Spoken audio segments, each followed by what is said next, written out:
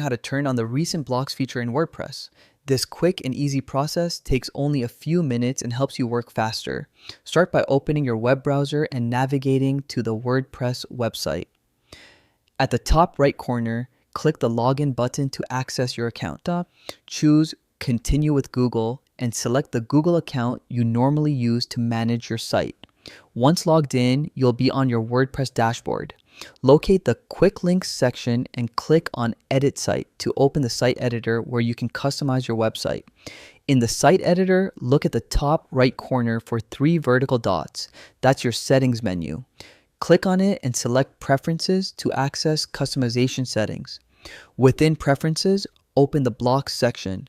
Here, you'll see toggle options related to block appearance and behavior.